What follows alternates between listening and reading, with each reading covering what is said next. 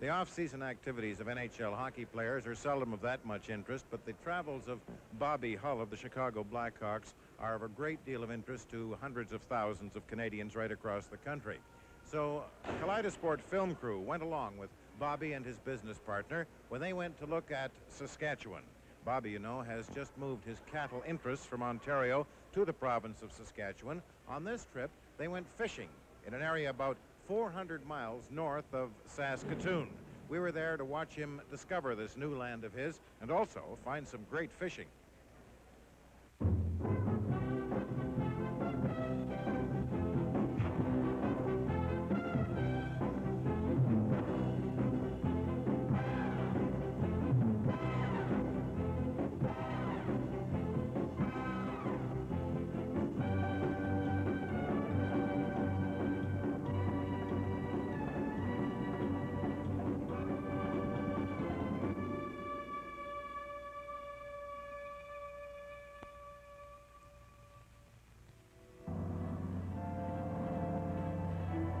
The main party flew northward to Cree Lake in Beechcraft 18, a 9-seater aircraft operated and owned by Ray's Flying Services Limited of Saskatoon.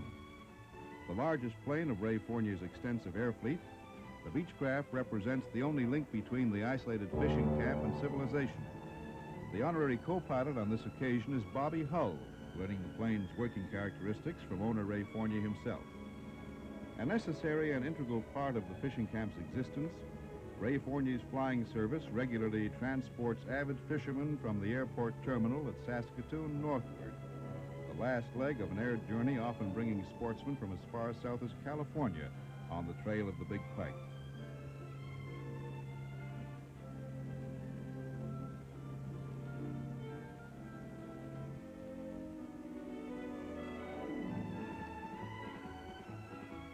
Only experienced bush pilots such as Fournier and his senior pilot John Olson can confidently cope with the rugged navigational problems and the rough field landings and takeoffs required.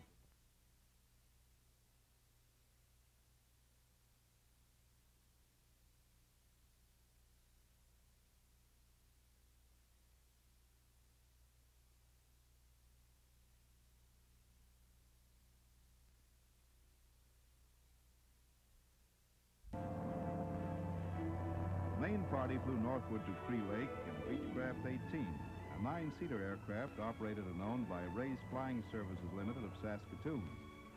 The largest plane of Ray Fournier's extensive air fleet, the Beechcraft represents the only link between the isolated fishing camp and civilization. The honorary co-pilot on this occasion is Bobby Hull, learning the plane's working characteristics from owner Ray Fournier himself. A necessary and integral part of the fishing camp's existence, Ray Fournier's flying service regularly transports avid fishermen from the airport terminal at Saskatoon northward. The last leg of an air journey often bringing sportsmen from as far south as California on the trail of the Big Pike.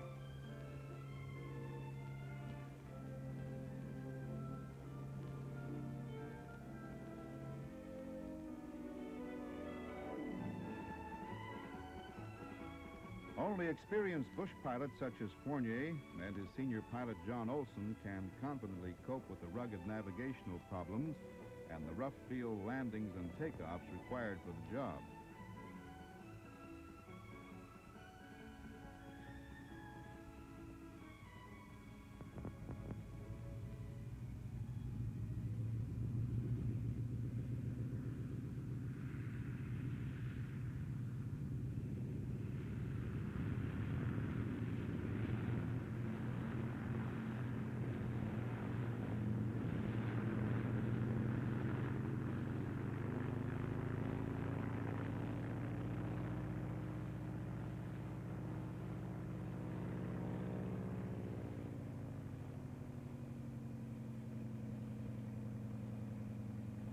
At the landing strip, camp owner Jerry Hammersmith and his Indian guides were on hand, welcoming Hull, Walter Horn, CBC sportscaster Beatty Martin, and the rest of the party. Yeah, they get lucky once in a while. There we go.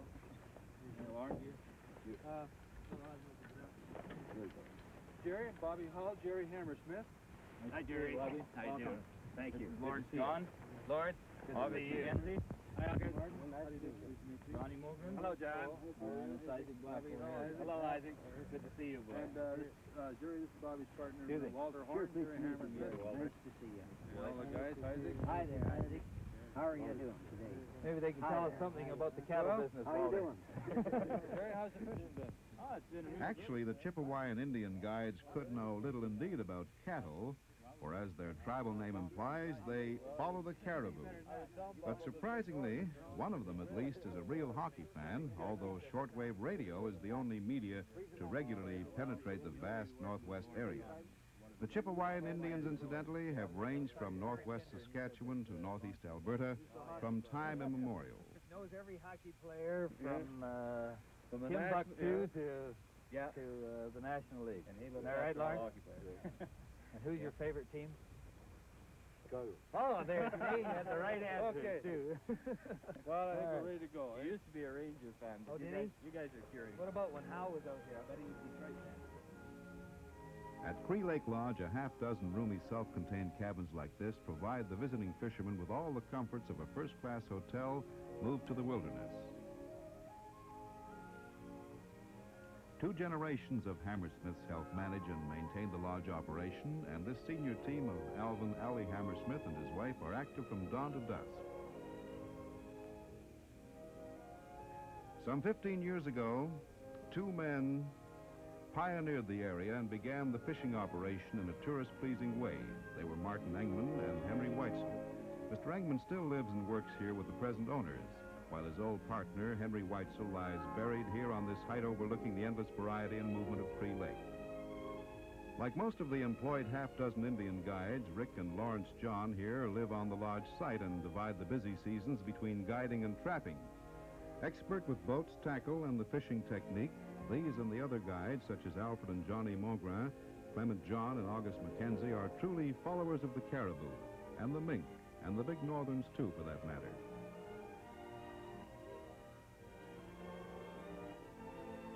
Mrs. Hammersmith, Sr., is almost as expert as her husband, Allie, in spotting trouble before it begins. And with the required outlay of $400 for each boat flown up here to Cree Lake, advance maintenance is a necessary gift well worth developing. That's the rule of thumb up here in the wilderness. Just add the cost of 20 cents per pound to the cost of anything and everything in, on, or about the lodge property to assess its true value.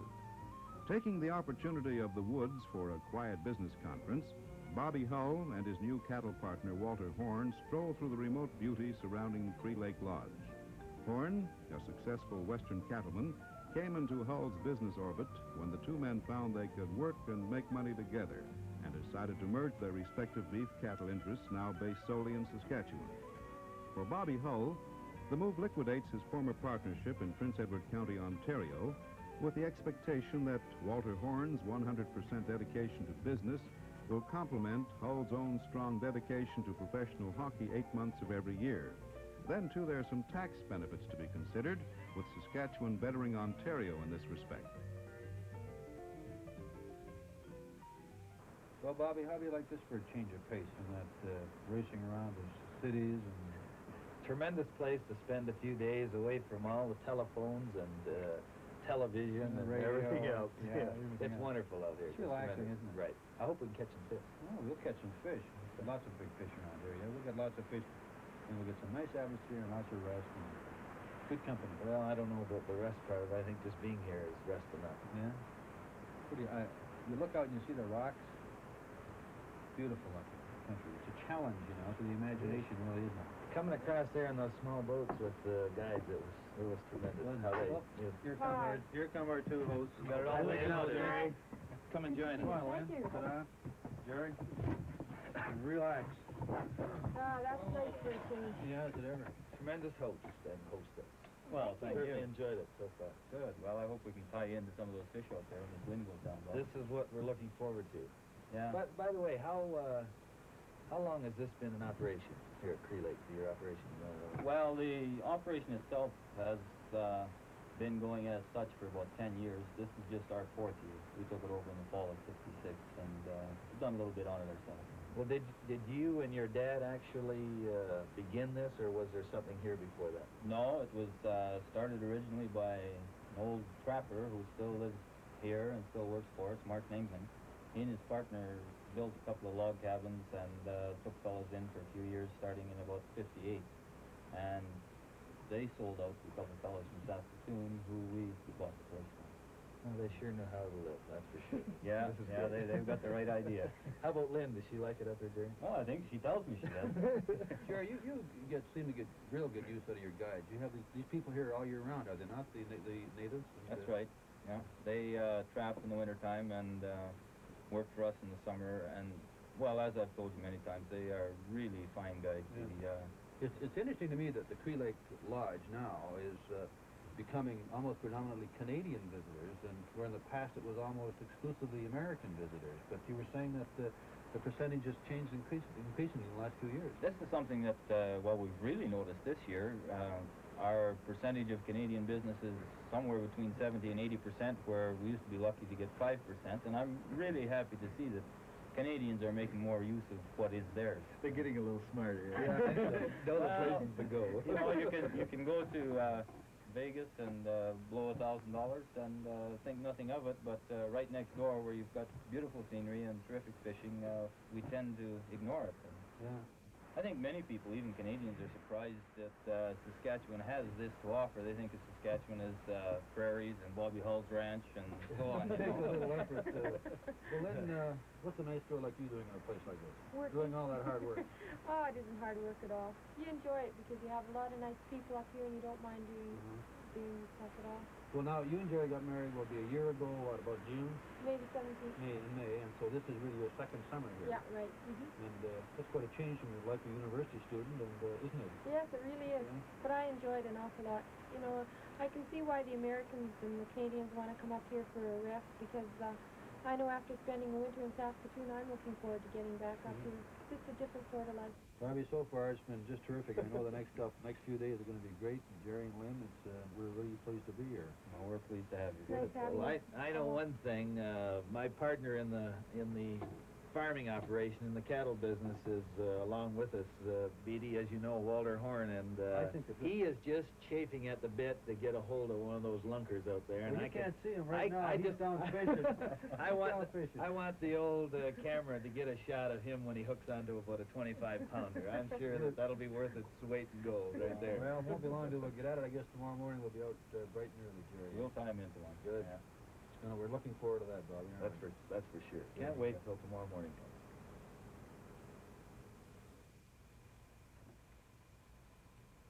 At 6 a.m., B.D. Martin and Walter Horn were ready to go fishing. Stepping out into the cool morning after the snug comfort of their Cree Lake cabins with their electric light, flush toilets, unbelievable hot showers, and shaving ease, it was difficult to remember these facilities existed nearly 400 miles north of civilization. Modern to the last detail and comfort, the lodge buildings, a capital investment of some $125,000, operates its own diesel-run 15-kilowatt generator with water pressure maintained by 1,300 gallons stored in tanks on the hill behind the camp. Red and white. Where's your gear? My gear's down at the boat there. Oh, well, listen, I'll I get know where to Bob. go. I'll get Bob, and I'll see you down there Okay. down at the kitchen, all right? Okay, we'll be Good. down. Right, all right, Okay. good. Okay, B. Hey, Bob. Up and at 'em.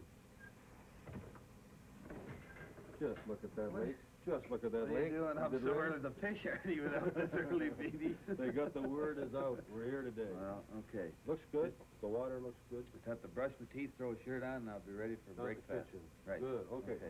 I'm to get some hardy on. All right. We'll be there. Thanks, D.D.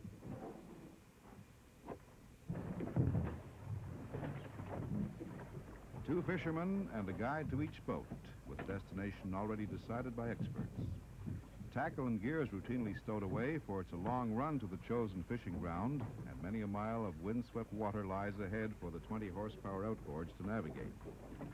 And beneath the professional calm of the individual guides is a well-honed sense of rivalry. Within each quarter mile of Cree Lake water, each guide has his own secret theory of just where the big pike are. Hello, Jonas. How are you this morning? Okay? Hi, Lord. Hello, boy. You want up from your boat over here? Which one is you? Beatty and I are going in your boat. I'm going with Alfred because he said the big one's out there. All right. Okay. We're counting on it, Alfred. Big one's there. Albert, how are you? Good to see you this morning. These heavy 262-pound aluminum 18-foot boats go best on the choppy open water stretches and give the fishermen aboard maximum space to cast and see and move about.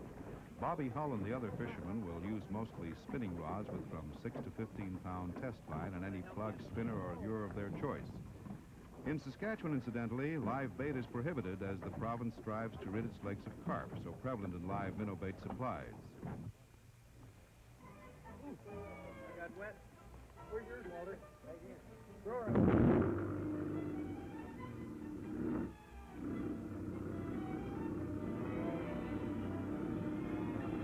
As the boats get ready to shove off, the guides and fishermen have already enjoyed a full breakfast prepared by Dick Bailey, a graduate of chef school, whose sideline is baking excellent homemade bread.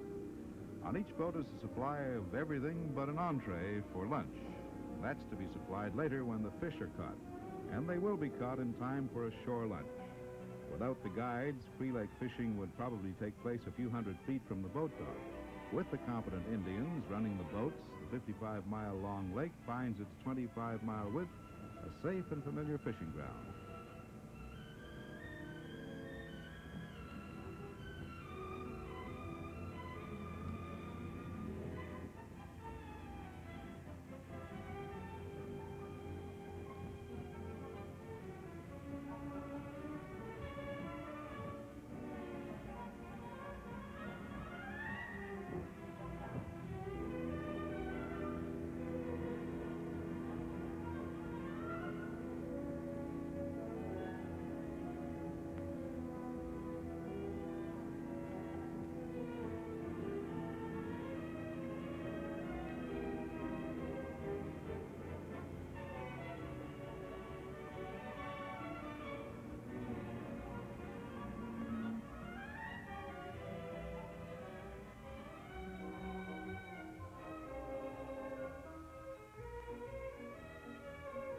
Predictably, Black Hawk Bobby Hull caught the first fish, a medium-sized 13.5-pound northern pike, which was considered big enough for lunch, helped, of course, by a 6-pounder caught by Beatty Martin.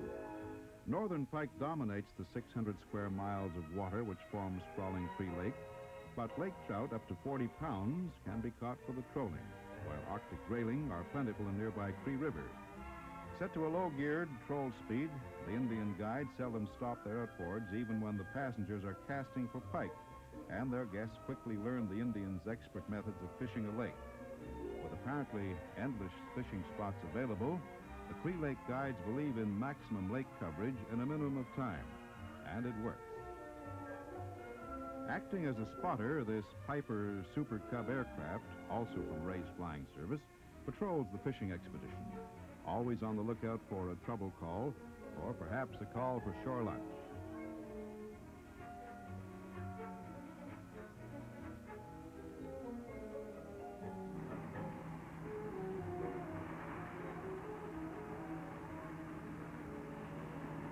Like an amphibious invasion of some Pacific island, plane and boats head in for shore lunch. Traditionally and expertly, the lunch is cooked and prepared by the Indian guides. Earlier, while taking off from the lodge dock, someone had joked with owner Jerry Hammersmith. "I see you've only supplied beans, bread, dessert, and coffee for lunch, Jerry. What happens if we don't catch fish?" The University of Saskatchewan lecturer, come lodge owner, frowned at the speaker in his best academic style. "If you fellows don't catch fish for lunch, you'll be the first failures I've ever had," he said. But no problem. Once ashore with Bobby Hull's big fish and several others to boot, cleaning them was the next step.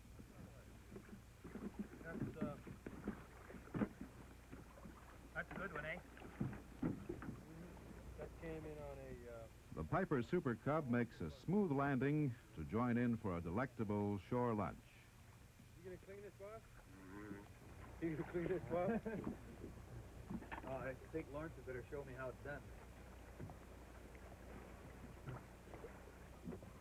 First you have to cut the fin out. Yeah. Yeah, see? Then you cut the fin out, then you gut it. This way. After you gut it, then you have to sleeve this way. Along the backbone, eh? Right around the backbone. You have to leave the bone here. Can't eat bones anyhow, can you? No. Lawrence, eh? No.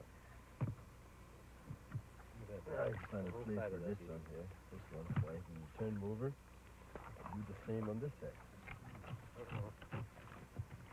My dad can learn here now. From Lawrence. So, That's your side. we always scale. We always scaled him. You learning how here, do you think? I think I've got the knack of that. I don't know. I'm a little afraid of that knife. I saw Lawrence putting the edge on it earlier. Finish that up and we can... You're on a frying pan. I'll just put that in the pan with the others, Lawrence, and we're off and running, okay? Mm-hmm. Not a nice piece of Oh, beautiful. Yeah. Yeah, Lawrence, that was a great job. How's it coming, Arthur? With the pike fillets sizzling in the pans, the whole beach took on an appetizing aroma. Using a special egg, sugar, and flour mixture as a dip and a cornmeal roll for the fresh fillets, they were fried to the consistency of cake. Few lunches lock into one's memory with the authoritative sight, sound, smell, and taste of Cree Lake pike. Although professional hockey seemed far away, it became the subject in one of the fishing boats after lunch. Bobby, with another NHL season not too far away, and with all the awards and honors that you've received over the years, is there really anything left for you to conquer in the National Hockey League? Well, at the beginning of every season, BD, I don't really set any goals for myself, and over the past 13 years that I've been playing for the Chicago Blackhawks, I've never really, at the beginning of any season, said, well, I'd like to do this, I'd like to score so many goals, or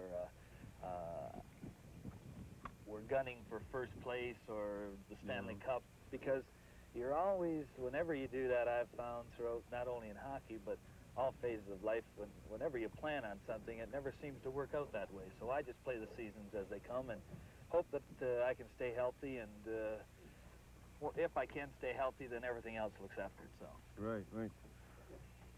You played against some really great ones, and I'd say aside from personal friendships or sentiment, who really is the greatest hockey player that you have played against? Well, here again, when you're going to try to compare different hockey players, and over the 13 years I have played with and against a number of greats, and I think that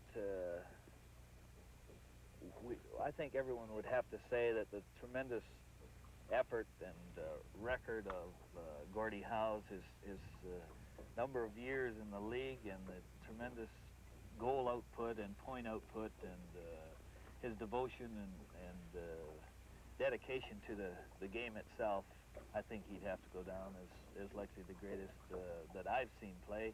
Although there's a kid now playing in the league by the name of Bobby Orr that looks pretty good, and for an individual to do the things that he's done in the short period of time that he's been playing in the NHL, I can't see that if he sticks around for another 10 or 12 years that anyone's going to touch him. He's just fantastic.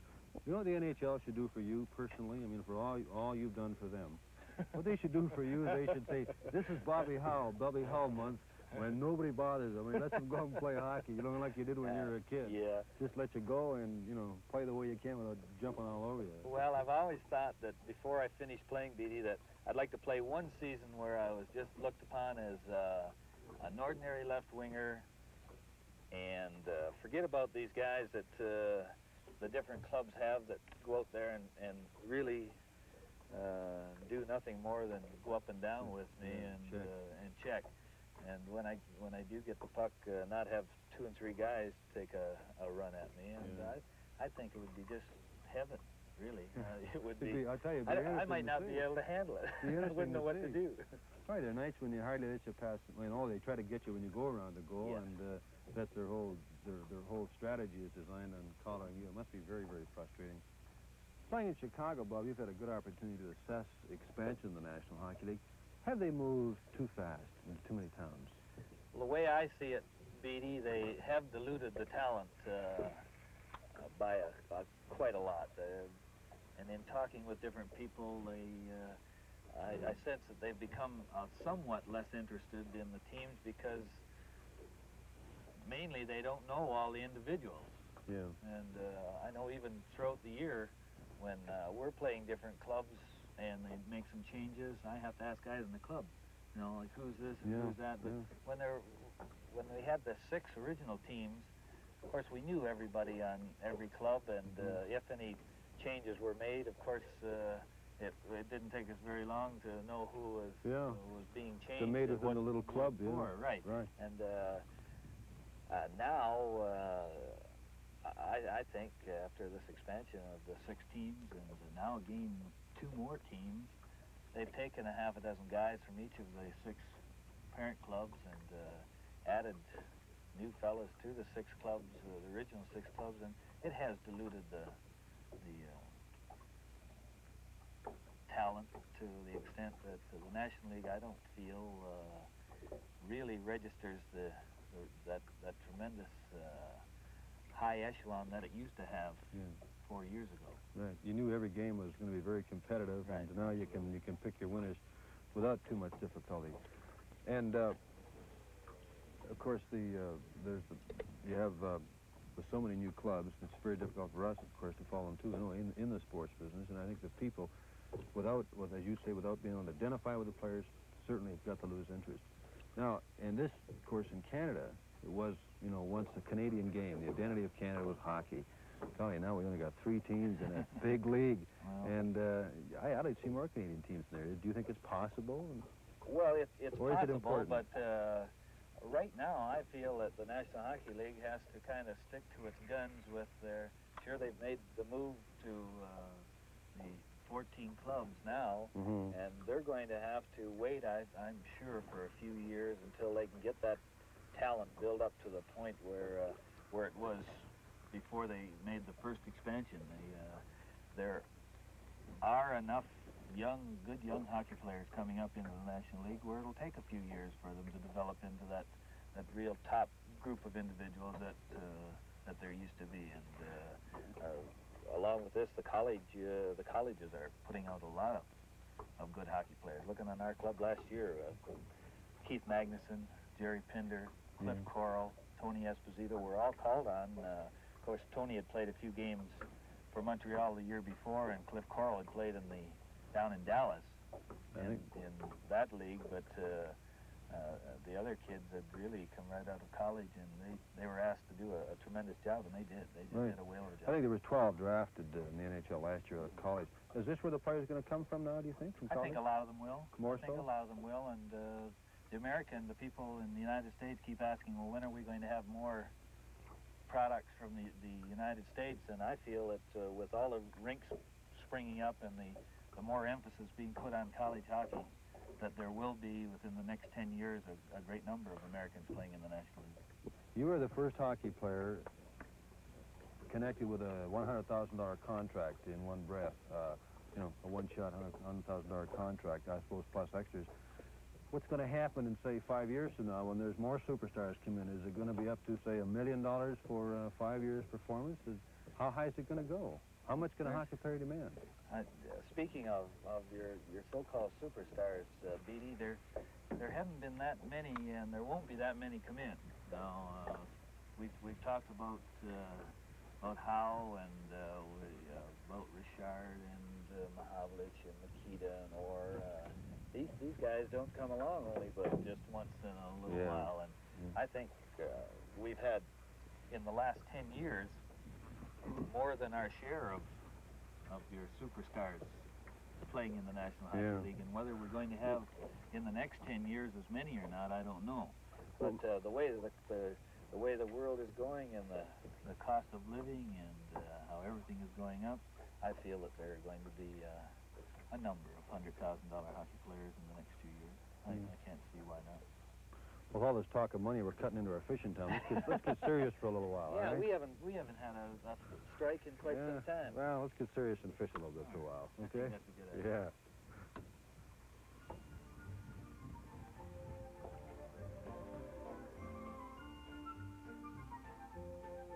Does it mean a lot to you to get out and away from the hustle bustle of the city? Media, it's been real hard for me to go any place and stay for any length of time. and enjoy myself and really relax up until coming to this fishing resort here at Cree Lake. And I know if my wife, if you were talking to my wife, she'd tell you that anytime we've ever gone any place after about 2 days, I'm ready to go home, no matter where it's been. But being up here and being able to fish, and this is more my kind of living, where there aren't a lot of people around, where you don't have to be here at a certain spot or be there at a certain spot or have to attend some sort of function here or there and have all this on your mind. I've just been able to omit just about everything from my mind except relaxing and enjoying myself with the tremendous host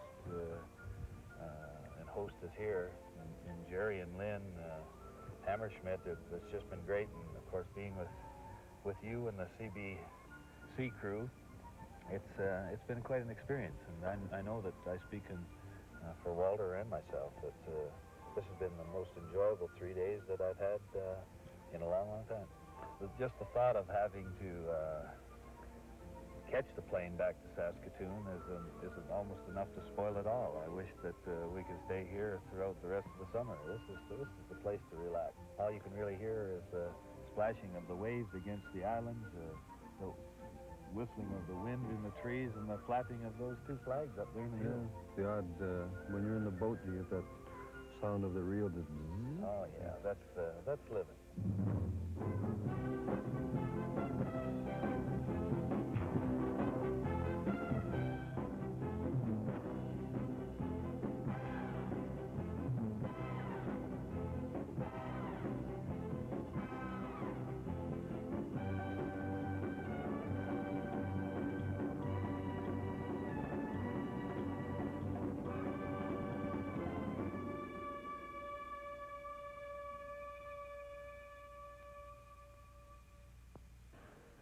That's one of the off-season activities of hockey's Bobby Hull. In his new business activities in Western Canada, we wish him well. Our commentator was the CBC's Beatty Martin. And now we return to the tower diving finals at these Canadian Diving Championships.